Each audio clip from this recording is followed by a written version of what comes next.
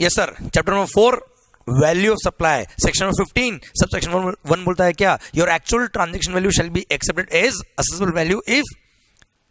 Buyer and seller are not related and price is the sole consideration. तो ऐसे case में actual value को accept कर लेंगे, पर ध्यान रखना एक्चुअल वैल्यू एक्सेप्ट करते वक्त sir section number 15 sub section 2 बोलता है क्या, following shall be included while computing value of supply. Sir उसमें 5 पॉइंट है। फर्स्ट पॉइंट बोलता है क्या, all taxes will be included except CGST, SGST, UTGST, IGST and GST compensation cess. उनको छोड़ देना, जीएसटी वाले टैक्स छोड़ देना, बाकी सारे टैक्सेस को इंक्लूड करना है। सेकंड बोलता है क्या, अगर कोई एक्सपेंस आपने इंकर किया है टू सप्लाई और goods or service or both, और आपने वो एक्सपेंस को भी बाय वे ऑफ रीइंबर्समेंट या किसी भी नाम से अपने बिल में अलग से लिख दिया है या अलग बिल इशू कर दिया, तो वो भी वैल्यू सप्लाई का पार्ट बनेगा। रेफर करो क्या, फेशियल, पार्लर, क्या याद आया बच्चा आपको? यस, कोई भी एक्सपेंस जो इंकर करना था to provide the services. Third बात, कोई भी एक्सपेंस जो इंकर आपको करना था, सप्लायर को इंकर करना था टू सप्लाई द सर्विसेज और गुड्स, पर वो एक्सपेंस आपके बिहाफ पर रेसिपिएंट ने डायरेक्ट पे कर दिया किसी थर्ड पर्सन को। क्लियर? तो ऐसे केस में वो भी इंक्लूड करेंगे वैल्यू सप्लाई में। फॉर एग्जांपल सर एफओआर बेस पे डिलीवरी थी और ऐसे केस में ट्रांसपोर्टर को डायरेक्ट पैसा किसने दे दिया, हमारे कस्टमर जो था उसने डायरेक्ट ट्रांसपोर्ट को पैसा दे दिया, पर एफओआर पे था मतलब रिस्क रिवॉर्ड होना चाहिए मेरा कस्टमर के गेट तक का था, तो वहां तक का कॉस्ट मेरा होना चाहिए। अब उसने डायरेक्ट पेमेंट कर दिया तो भी वैल्यू सप्लाई का पार्ट बनेगा। देन फोर्थ बोलता है क्या, अगर आपने सर डिलेट पेमेंट के लिए कोई भी इंटरेस्ट लेट फी या कोई पेनल्टी चार्ज के लिए, तो वो भी वैल्यू सप्लाई का पार्ट बनेगा। देन पांचवा पॉइंट बोलता है क्या, एनी कोई सब्सिडी, कोई भी subsidy which is directly link with the price.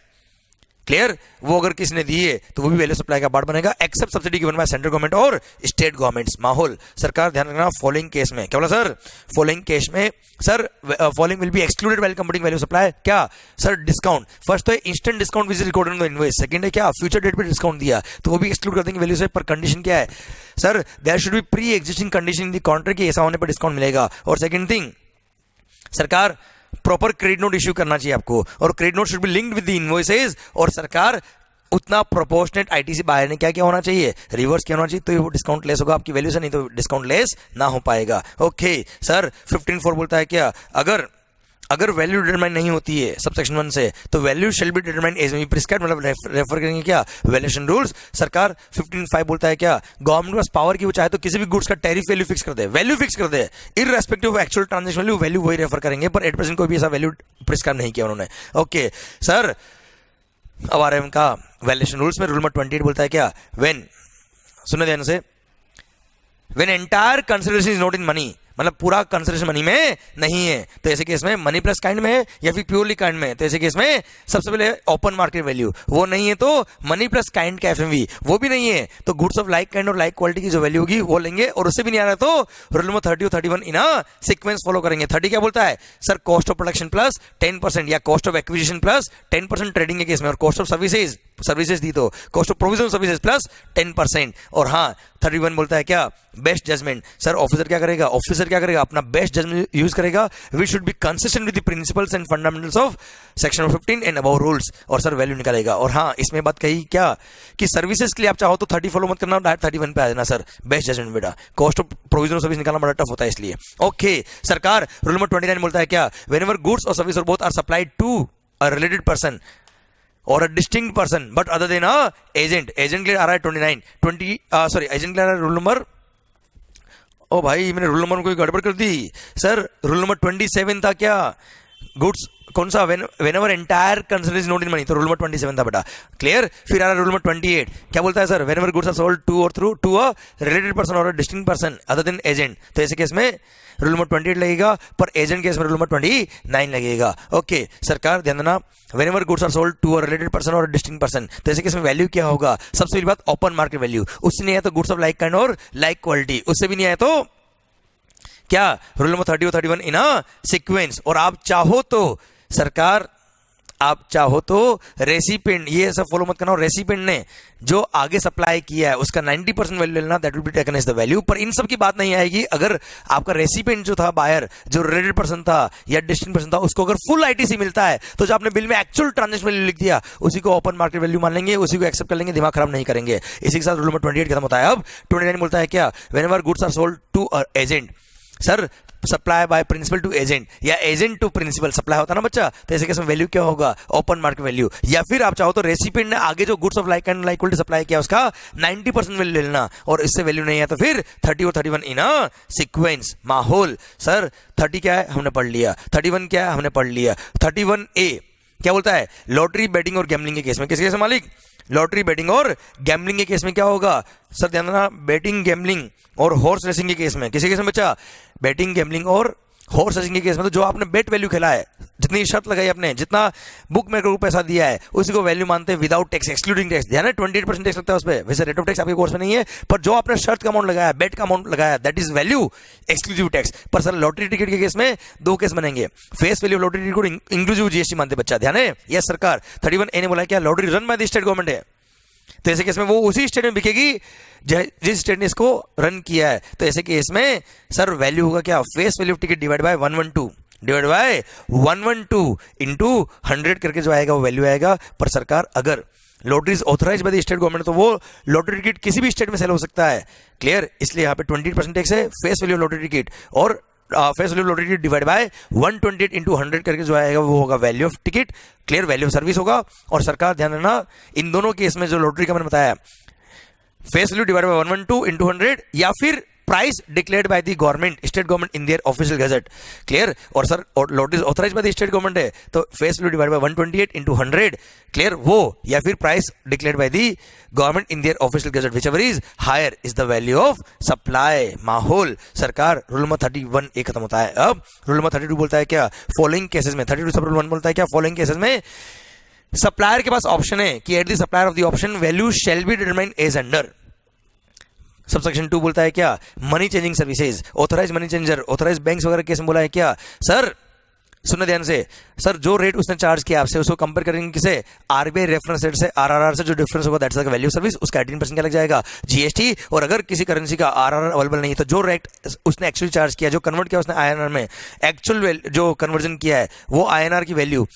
उसका 1% शैल बी वैल्यू सर्विस, उसका 18% क्या हो जाएगा, जीएसटी। सरकार ध्यान देना, अगर दोनों करेंसी में से कोई भी करेंसी इंडियन रुपये नहीं है, डॉलर दिया पाउंड लिया, दोनों करेंसी को आरआरआर यूज करके आईएनआर में कन्वर्ट करेंगे, दोनों में जो कम आएगा उसका 1% शैल बी वैल्यू सर्विस, और उस पर लग जाएगा क्या, जीएसटी। और ध्यान रखिएगा क्या, अगर वो बैंक या फॉरेन एक्सचेंज ब्रोकर चाहे तो ये फॉलोइंग ऑप्शन भी ले सकता है। ऑप्शनल स्कीम क्या बोलता है, देना, अगर ये स्कीम ली तो बीच of mid of the financial में आप चेंज ना कर पाएंगे। स्कीम बोलता है क्या, gross amount exchange is up to ₹1 lakh, तो ग्रॉस अमाउंट एक्सचेंज जो होगा उसका 1% शैल बी वैल्यू सर्विस। पर वो भी सर अगर 1 लाख से ऊपर गया तो ऐसे केस में 1 लाख पे 1000 है, ये उससे ऊपर जितना भी गया उसका हाफ 0.5%, पर वो भी 10 लाख तक, 10 लाख से ऊपर गया तो 10 लाख पे 5500 है, ये उससे ऊपर जितना भी गया उसका 0.1%, subject to minimum 250 and maximum sir 60,000 per transaction, 60,000 per transaction देने का बताइए, हाँ है ना, minimum 250 and maximum 60,000 per transaction is the value of supply, उस पर क्या लग जाएगा 18% जीएसटी। माहौल सरकार ना, फॉरेन एक्सचेंज ब्रोकर के पास देखा जाए तो 3 ऑप्शन होंगे बेटा, एक तो या तो वो एक्चुअल कमीशन में काम करे, या वो 1% ऑफ दी डिफरेंस ले, या फिर ये स्लेव वाला ऑप्शन वाला आ जाए। डिफरेंस कौन सा, आरबीआई रेफरेंस वाला बेटा, ओके। रूल नंबर 32 सब 3 बोलता है क्या, in case of air travel agent, domestic flight के केस में 5%, इंटरनेशनल फ्लाइट के केस में 10% of the face value of ticket sold, हाँ है ना। फेस वैल्यू क्या मतलब सर, बेस प्राइस, अरे यस या नो, बेस फेयर होता ना, बेसिक एयर फेयर, उसका 5% या 10% of the value service will be the value service in case of domestic and international flight air travel agent. 32 सब number 4 बोलता है क्या, इन केस ऑफ सरकार,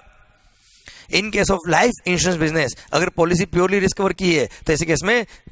बात ही नहीं आएगी सर, जो रिस्क जो ग्रॉस अमाउंट ऑफ प्रीमियम वही वैल्यू सप्लाई हो जाएगा। पर अगर पॉलिसी इंश्योरेंस कम इन्वेस्टमेंट स्कीम है, सेविंग स्कीम अगर है, तो ऐसे केस में फर्स्ट ईयर में 25% shall be the value service, उसके नेक्स्ट ईयर में, सेकंड एंड सब्सिक्वेंट ईयर में 12.5% of the gross amount of premium shall be the value of service. और सिंगल प्रीमियम पॉलिसी अगर है तो ऐसे केस में ग्रॉस अमाउंट चार्ज का, ग्रॉस अमाउंट ऑफ प्रीमियम का 10% shall be the value of service, उस पर क्या लगेगा, जीएसटी। पर सरकार अगर ध्यान, इंश्योरेंस कम इन्वेस्टमेंट स्कीम जितनी मैंने बोली आपको, उन सब में अगर रिस्क कवर का अमाउंट अलग से इंडिकेट किया, इन्वेस्टमेंट का अमाउंट अलग से इंडिकेट किया, तो सर ऐसे केस में रिस्क कवर का अमाउंट अलग से है, उस पर लगा देना क्या, जीएसटी। भारत माता की जय। सरकार रूल नंबर 32 सब नंबर 5 बोलता है, in case of second hand goods, क्या बोला sir, in case of second hand goods के अगर आप डीलर हो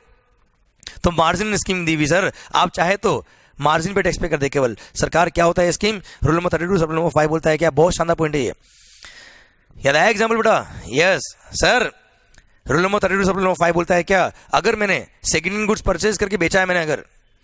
विदाउट एनी सर मैंने कोई नया गुड्स नहीं बनाया है, मैंने थोड़ा सा प्रोसेसिंग किया है या विदाउट एनी प्रोसेसिंग किया है, क्लियर, सेकंड हैंड मोबाइल की दुकान है मेरी, बेचा तो मैंने मोबाइल परचेज करके बेचा है, तो ऐसे केस में मेरे पास ऑप्शन है क्या, मैं चाहूँ तो केवल जो मार्जिन है sale price minus purchase price केवल उसी पे टैक्स पे कर दूं। क्लियर, पर कंडीशन क्या है, वो गुड्स जो मैंने परचेज किया था उस पर जब जीएसटी पे किया उसका मेरे को कोई आईटीसी नहीं मिलेगा, पर अदर कॉस्ट पे जो मैंने जीएसटी पे किया उसका मेरे को आईटीसी मिलेगा, कोई दिक्कत नहीं बेटा। हाँ है ना माहौल। और कभी भी अगर गुड्स अगर आपने लॉस से बेची तो value should be consider to be nil मान लेंगे वैल्यू उस केस में। एंड सर एक और बात, अगर आप एक लोन फाइनेंसिंग कंपनी बढ़ा, याद आया क्या, बजाज फाइनेंस, और ऐसे केस में आपने डिफॉल्टिंग बोरोवर से उसने इंस्टॉलमेंट पे नहीं किया, आपने उसकी गुड्स उठा ली, तो जब बेचोगे तब टैक्स लगेगा। अगर आपने 32.5 लिया तो बेचोगे तो सेल प्राइस पता है आपको, माइनस करेंगे परचेज प्राइस क्या पता आपको, इसलिए वहां बोला है क्या, जिस प्राइस में ओरिजिनली उसने परचेज करी थी गुड्स,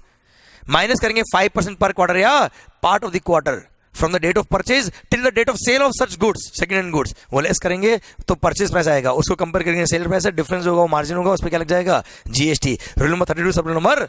6। अच्छा ध्यान ना, ये लोन फाइनेंसिंग कंपनी से ने जब रिपर्चेज किया, किससे रिपर्चेज किया, अनरजिस्टर्ड पर्सन से रिपर्चेज किया, तो ये -5% पर क्वार्टर करके परचेज प्राइस आएगा। पर रजिस्टर्ड से परचेज किया तो उसका तो बिजनेस एसेट था बेटा, और बिजनेस एसेट परचेज करते तो वैसे भी उसके लिए सप्लाई था, उसने वैसे ही बिल इशू किया होगा, उसने जो वैल्यू लिखी होगी वो ओपन मार्केट वैल्यू होगी, वही आपके लिए परचेज वैल्यू हो जाएगी साहब। ओके, रूल नंबर 32 सब नंबर 6 बोलता है क्या, इन केस ऑफ वाउचर्स और कूपन्स, सर जितना value of supply, value of goods or service और बहुत सप्लाई होने वाला है, रिडीम होने वाला है, वही क्या होगा, वैल्यू ऑफ वाउचर या वैल्यू ऑफ कूपन होगा सरकार। और सरकार रूल नंबर 32 सब नंबर 7 बोलता है क्या, गवर्नमेंट को पावर है कि वो चाहे तो कुछ गुड्स या सर्विसेज को नोटिफाई कर, कुछ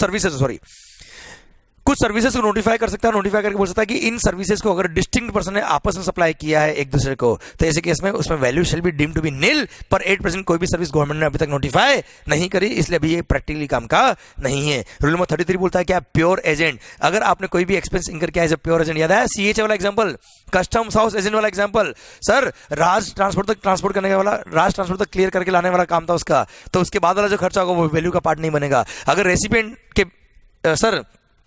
रेसिपिएंट के बिहाफ पर सप्लायर ने ऐसा कोई एक्सपेंस इंकर किया है जो supplier was not responsible to incur as per terms of contract, और उसने जस्ट रेसिपिएंट के बिहाफ पे पे किया है और उससे वापस रीइंबर्समेंट लिया, तो वैल्यू सप्लाई का पार्ट नहीं बनेगा, उसको वैल्यू में से एक्सक्लूड करेंगे। पर कंडीशन क्या है सर, बिल में एक्सक्लूसिवली अमाउंट अलग से लिखा होना चाहिए, एग्जैक्टली वही अमाउंट लिखा होना चाहिए जो उसने चार्ज किया है। ध्यान देना, उसके लिए उस एक्सपेंस के लिए सप्लायर रेस्पॉन्सिबल नहीं था, उस एक्सपेंस के लिए सप्लायर पेमेंट करने के लिए रेस्पॉन्सिबल नहीं था, किसको, जिस पर्सन ने उसको गुड्स या सर्विस सप्लाई करी उसको। क्लियर, रेसिपिएंट लायबल था उसको पे करने के लिए, उसने ऑथोराइज किया किसको, सप्लायर को, कि तू मेरे बिहाफ पे पे कर देना। क्लियर, ओरिजिनल लायबिलिटी मेरी थी, उसकी नहीं थी, उस सर्विस का बेनिफिट मेरे को मिला है, उसको नहीं मिला है, उस सर्विस का यूज रेसिपिएंट ने किया है, सप्लायर ने नहीं किया है। क्लियर, ये सारे कंडीशन अगर पूरी होती तो इस केस में वो प्योर एजेंट कहलाता है, और प्योर एजेंट अगर है तो सर सप्लायर के लिए वो वैल्यू सप्लाई का पार्ट नहीं बनेगा। माहौल सरकार रूल नंबर 32(4) बोलता है क्या, रेट ऑफ एक्सचेंज, कभी भी करेंसी, कभी भी सर अगर आपको कंसिडरेशन जो मिला वो फॉरेन एक्सचेंज में मिला है, तो ऐसे केस में उसको वैल्यू आईएनआर में निकालनी पड़ेगी। रेट ऑफ एक्सचेंज कौन सा लेंगे, गुड्स के केस में सीबीसी जो रेट ऑफ एक्सचेंज नोटिफाई करेगी कस्टम्स के अंदर, वो रेट ऑफ एक्सचेंज लेंगे, पर किस दिन का, जिस दिन टाइम ऑफ सप्लाई होगा उस दिन का। क्लियर, सर्विसेज में जनरली एक्सेप्टेड अकाउंटिंग प्रिंसिपल के हिसाब से जो रेट ऑफ एक्सचेंज आएगा दैट विल बी एक्सेप्टेड, पर किस दिन का, जिस दिन टाइम ऑफ सप्लाई था उस दिन का बच्चा। क्लियर, ये था रूल नंबर 34। रूल नंबर 35 बोलता है क्या, अगर आपसे जो फीस ली, जैसे हमने आपसे फीस ली 12,500, उसके अलावा कुछ भी अलग से नहीं लिया, तो वो वैल्यू क्या मानेंगे, इंक्लूसिव ऑफ जीएसटी मानेंगे, और वैल्यू कभी भी इंक्लूसिव जीएसटी तो क्लियर, जीएसटी हटा के जो अमाउंट आएगा वो वैल्यू आएगा। क्लियर, और बाकी अमाउंट जीएसटी होगा बेटा। भारत माता की जय। रूल नंबर 35 खत्म होता है। अब एक मैंने सेक्शन रेफर किया था यहाँ पे बेटा, स्पेशल ऑडिट का गवर्नमेंट के पास पावर है, असिस्टेंट कमिश्नर उसके बोरिंग वाले ऑफिसर के पास पावर है कि अगर उसको लगता है कि आपकी वैल्यू जो थी वो सप्रेस्ड है, गड़बड़ है, तो ऐसे केस में, या फिर आईटीसी गड़बड़ है आपका, तो वो कमिश्नर की परमिशन लेने के बाद आपको एक स्पेशल ऑडिट का ऑर्डर दे सकता है, और कॉस्ट अकाउंटेंट और चार्टर्ड अकाउंटेंट आके स्पेशल ऑडिट करेगा, और ऑडिट अगर उसने करा है, ऑडिट करने अगर वो आया तो आपको कॉपरेट करना पड़ेगा, सारी इन्फॉर्मेशन डॉक्यूमेंट देने पड़ेंगे, irrespective of any other audit, ये ऑडिट आपको करवानी ही पड़ेगी, और इसका फीस जो होता है वो डिपार्टमेंट बोन करता है, आपको बोन करने की जरूरत नहीं बचा। और इस ऑडिट रिपोर्ट में कोई भी अगर एक्शन डिपार्टमेंट, कोई भी अगर कोई नेगेटिव पॉइंट सामने आता है आपका, तो ऐसे केस में आपको पहले शो को सर्व होगा, शो को नोटिस, उसके बाद एक्शन लेगा डिपार्टमेंट बेटा। भारत माता की जय। वैल्यूएशन चैप्टर खत्म होता है अब।